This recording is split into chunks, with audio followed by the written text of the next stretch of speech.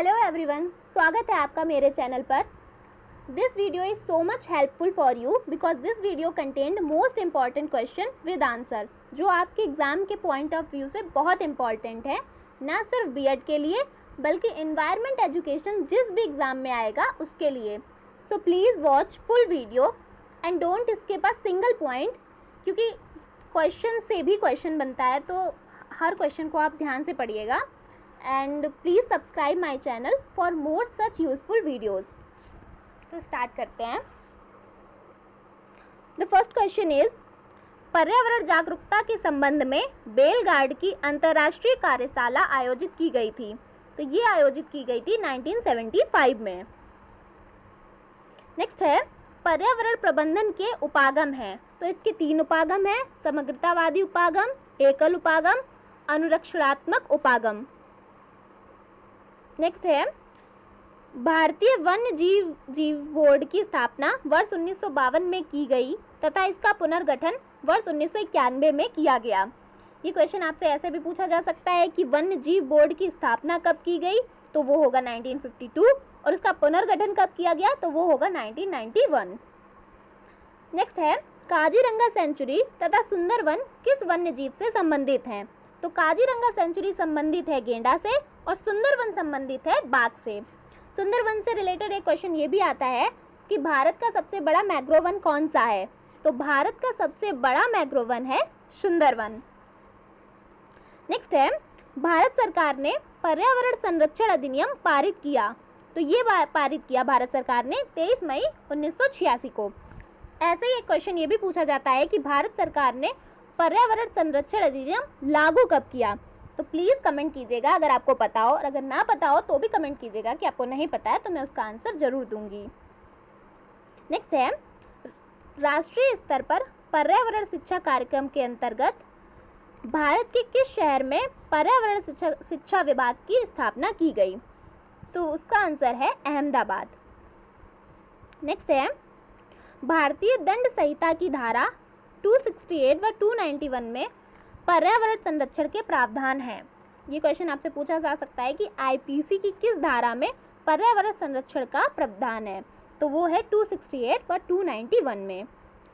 Next है कि संयुक्त राष्ट्र महासभा ने नॉर्वे के पीएम हरलम ब्रंटलेट की अध्यक्षता में पर्यावरण व विकास पर विश्व आयोग की स्थापना की, जिसकी रिपोर्ट किस नाम से वर्ष 1987 में प्रकाशित हुई? तो वो प्रकाशित हुई our common future. This question is so much important because this question is contained so much useful facts. So please learn this whole question also, not only answer, because ये इसमें बहुत सारे important point हैं, जैसे PM कौन थे, किस वर्ष की, तो ये भी आप ज़रूर याद रखें और ध्यान रखें। नेक्स्ट है, सतत विकास अवधारणा किस आयोग की देन है? तो ये आयोग की देन है ब्रेटलैंड आयोग की। इस वीडियो की तरह ही एक यूज़फुल वीडियो और मैंने बना रखा है एनवायरमेंटल स्टडीज़ के लिए ही, जिसमें भी इसी तरीके के मोस्ट इम्पॉर्टेंट क्वेश्चन कंटेंट हैं, जो ना सिर्फ आपके बीएड के लिए बल्कि किसी भी एग्ज़ाम के लिए बहुत ही इंपॉर्टेंट होंगे। लिंक मैंने डिस्क्रिप्शन में दे दी है, आप प्लीज़ उसे चेक करें अपनी इन्वायरमेंटल एजुकेशन की प्रिपरेशन को इफ़ेक्टिव बनाने के लिए। तो आगे बढ़ते हैं। महाराष्ट्र में किसने वृक्षों की रक्षा के लिए प्रयास किए? तो बाबा आमटे। नेक्स्ट है, इंदिरा गांधी पर्यावरण पुरस्कार की स्थापना किस वर्ष की गई? तो ये की गई 1987 में। वर्ष 1988 में किस ब्रिटिश परिस्थितिविद ने वनस्पति व जीवों के संबंध में हॉट स्पॉट शब्द का सर्वप्रथम प्रयोग किया? तो ये किया था नॉर्मन मायर्स ने। ये क्वेश्चन भी बहुत इंपॉर्टेंट है, प्लीज़ इसे भी याद रखें। नेक्स्ट है, वनस्पति एवं जीवों के संबंध में भारत का प्रथम हॉट स्पॉट क्षेत्र है, तो वो है पश्चिमी घाट। ऐसे ही ये क्वेश्चन भी पूछा जा सकता है कि भारत में कितने हॉट स्पॉट क्षेत्र हैं? तो वो हैं 4। नेक्स्ट है, भारत में वन्य जीव नीतियों के निर्धारण हेतु 1952 में स्थापना की गई। तो स्थापना की गई Indian board of wild life की। नेक्स्ट है कि पारिस्थितिकी स्थायी मितव्ययिता है, ये किस आंदोलन से संबंधित है? तो ये संबंधित है चिपको आंदोलन से।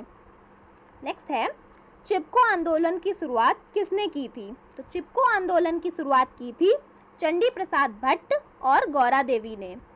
नेक्स्ट है, WWF का पूरा नाम है, तो इसका पूरा नाम है वर्ल्ड वाइल्ड लाइफ फंड।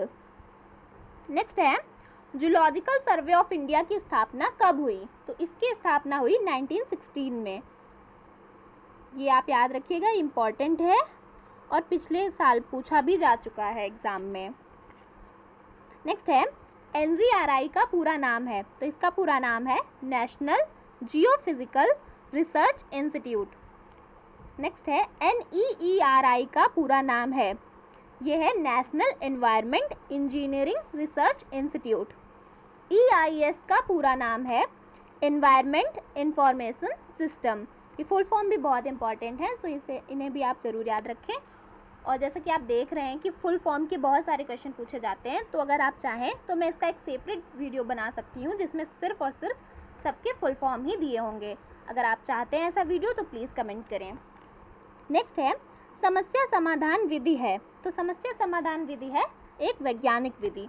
ये जो लास्ट वाला क्वेश्चन है कि समस्या समाधान विधि कैसी है, तो ये आपकी किसी भी टीचिंग सब्जेक्ट में पूछा जा सकता है, तो इसे आप इम्पॉर्टेंट समझें और इसे याद भी रखें। So this I hope this video is useful for you. If this video is useful for you, so please subscribe my channel, like this video and comment, because your like and comment are so precious for me. Thank you for watching.